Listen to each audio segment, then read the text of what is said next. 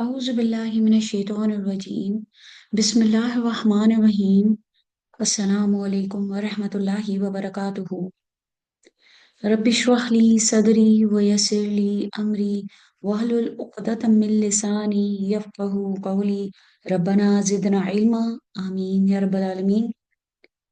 Welcome to Tabir al-Qur'ani. Let's continue with page number 65. We have started the chapter of Taqdeem and Ta'khir.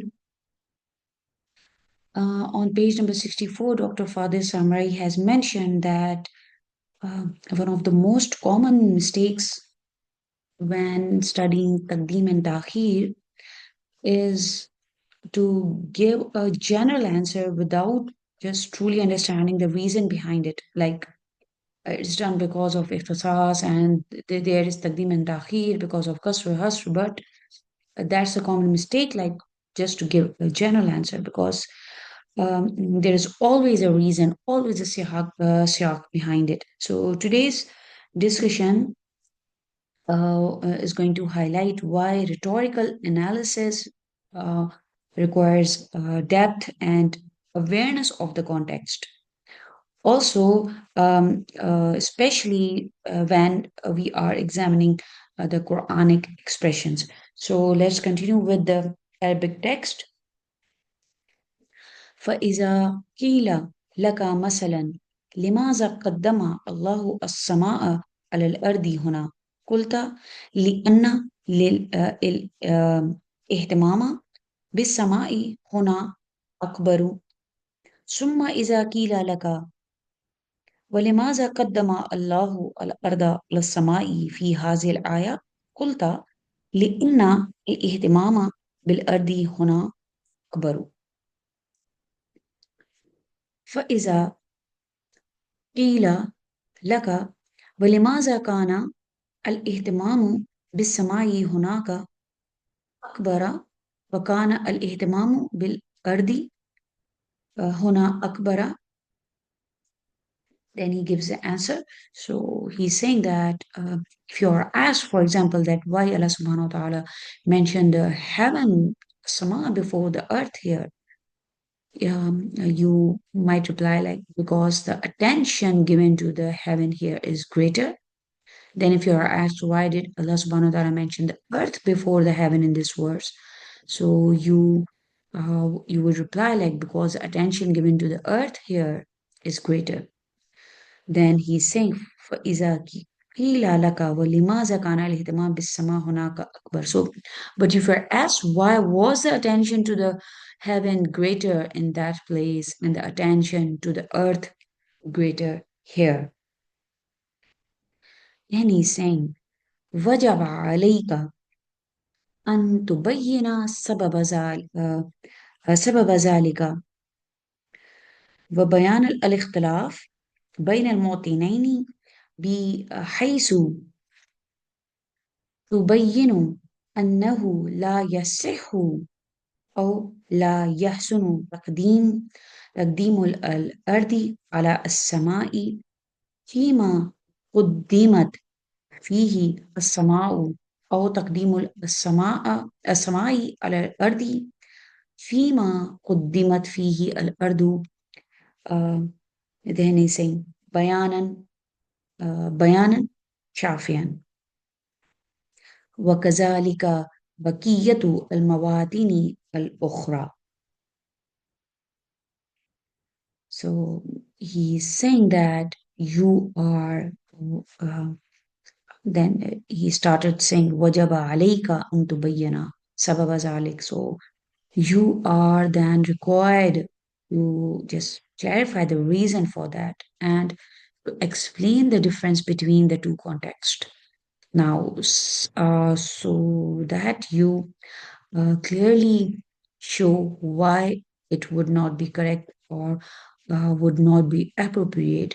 You mentioned the earth before the heaven, where the heaven was mentioned first, or to mention the heaven before the earth, where the earth was mentioned first. And this explanation must be clear and it must be um, satisfying.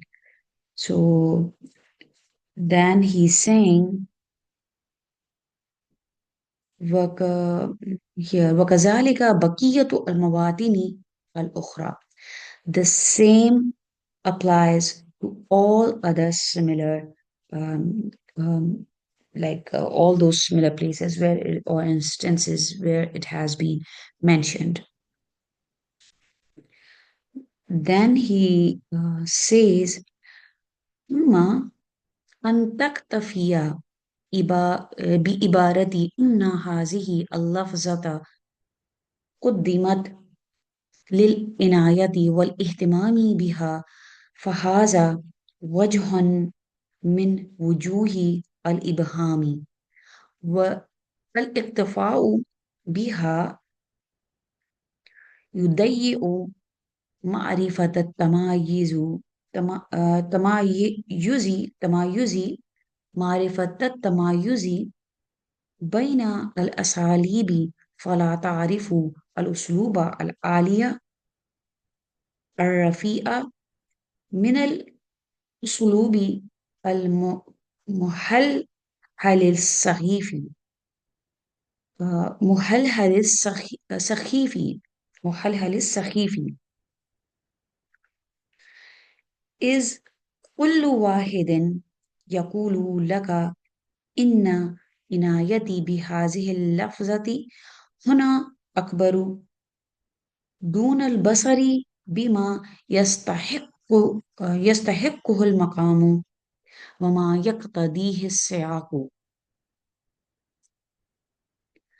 So the same here وكذلك بقية المواطن الأخرى. So the same applies to all other similar instances, and he's saying like it's not enough to say that a certain word was made mukaddam or uh, like um, brought forward for here al inayata wal ihtimam and emphasis. This is a form of wujuh ibham, vagueness. This is the reason, or this is the form of vagueness, what iktifau, like relying on such a statement, um, just wastes the ability to distinguish between the styles, and you can no longer tell, like here Alia Rafi, the this Ala and Rafi, the refined style from from the weak and the careless one. Like here, careless one, like here he's mentioned this word here, muhalhal الصغيفي. So like the all the context that is so not very clear and very weak. So for everyone can just simply واحد يقول لك for everyone can simply claim here my attention to this word here is greater, without truly just understanding what the situation deserves and what the context requires. So, inna inayati bihazi lafzi huna akbaru duna al-basari bima yastahiqqu al-maqamu wama yaqtadihi as-siyaqu. So, just by saying that this it is because of the ikhtisas, is it's not enough, and it's not uh, giving justice to the sentences in which the taqdeem and ta'khir has appeared. So we need to even I think um, it's a very good reminder for all of us that whenever we are mentioning taqdeem and ta'khir, so it's not just enough to say it's because of qasr wa hasr wa iqtisas.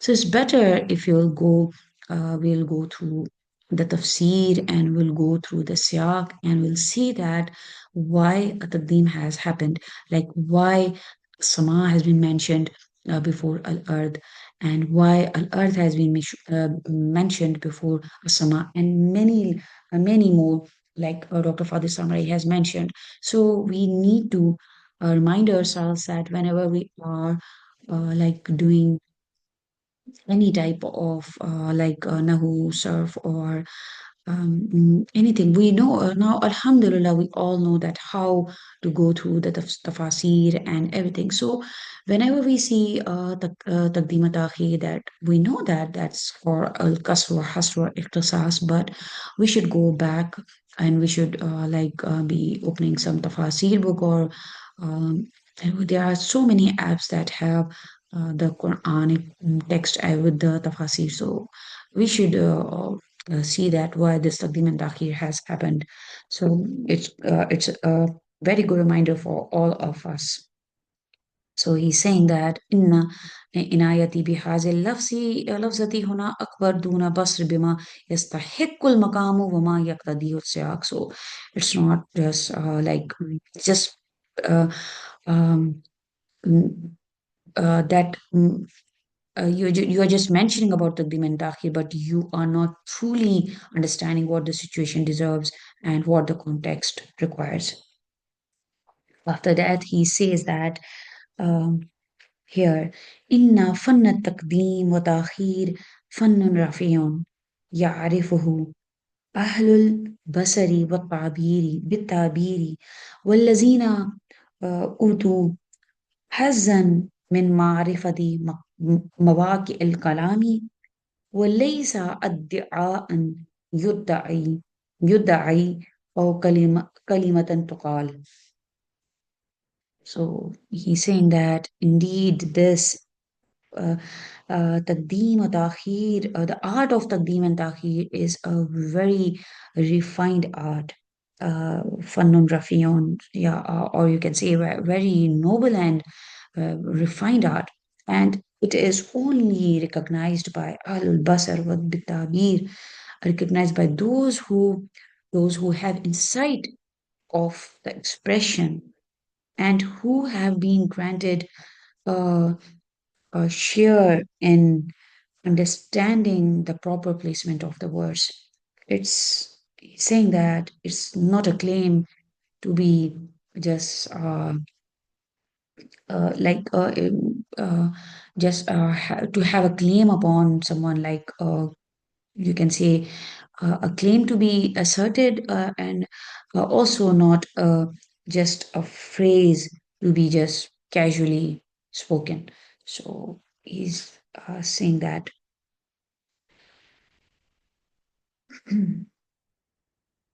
وقد بلغ القرآن الكريم في هذا الفن كما في غيره الذروة الذروة في وضع الكلمات وضع الكلمات الوضع الذي تستحقه في التعبير بحيث تستقر في مكانها المناسب. So the Quran Kareem has وقد بلغ القرآن الكريم في هذا الفن كما في غيره. So the Quran Kareem has reached the highest level in this art. Um, Also, just as it has in all others, like in all other uh, things that we have been learning, just as it has in all others, by placing words exactly where they deserve to be in the tabir, in the expression, such that um, each word, yeah, each word just uh, has its perfect place and in its most suitable position في مكانها مناسب. ولم يكتفي القرآن الكريم في وضع اللفظة بمراعاة السياق الذي وردت آه، وردت فيه بالرأي بل جميع المواد التي وردت فيها اللفظة والنظر إليها نظرة واحدة شاملة في قرآن الكريم كله، فترى التعبير آه، متسقا متسقا متسقا متناسقا مع غيره من التعبيرات، كأنه لوحة فنية واحدة مكتملة متكاملة. So كأنه لوحة فنية واحدة مكتملة متكاملة. إن القرآن الكريم دقيق في وضع الألفاظ ورصفها بجنب ببعض دقة. إن القرآن الكريم دقيق في وضع الألفاظ ورفعها بجنب بعض دقة. So here he is saying that Quran did not just end by did not just you can say suffice by just considering only the whatever the in the immediate context in which a word has appeared, but it took into account all the places in which that word has appeared. Like we can see that it's just zoom out version of the entire Quran. It's viewing them collectively across the entire Quran. So as we can see, as a result, the expressions appear uh, with so much harmony and so much compatibility, and they are so consistent with one another. And if they form a single, complete, and you can say this faniyun wahidatun, and he is mentioning this كأنه لوحة فنية واحدة مكتملة متكاملة. So just a completion, this all this form a single and complete and this artistic masterpiece. So indeed, the Quran is extraordinary. The key in so the Kikun is just so precise, it's so extraordinarily precise in placing the words and arranging them um, bijambi badi bikatun. So just arranging them just side by side with the we can say the highest accuracy, with highest accuracy. So this true appreciation of the Taqdeem Ta'khir just it demands from us that more than just uh, like simple explanations. Uh, we need to carefully reflect, do the tadabbur on the context and the purpose and the meaning behind every Taqdeem and Ta'khir going on. So when this depth of analysis applied, um, like all this, we can say this highest quality of eloquence of the Quran becomes clear. Alhamdulillah Rabbil Alameen. And uh, this, revealing this perfection of expression that this Quran is revealing this we can say this perfect expression that no human speech can ever match it. This is Taqdeem and Ta'khir. Alhamdulillah, inshallah, we will continue with page number 66 in the next session. Barakallahu li wa lakum. Assalamu alaikum wa rahmatullahi wa barakatuhu.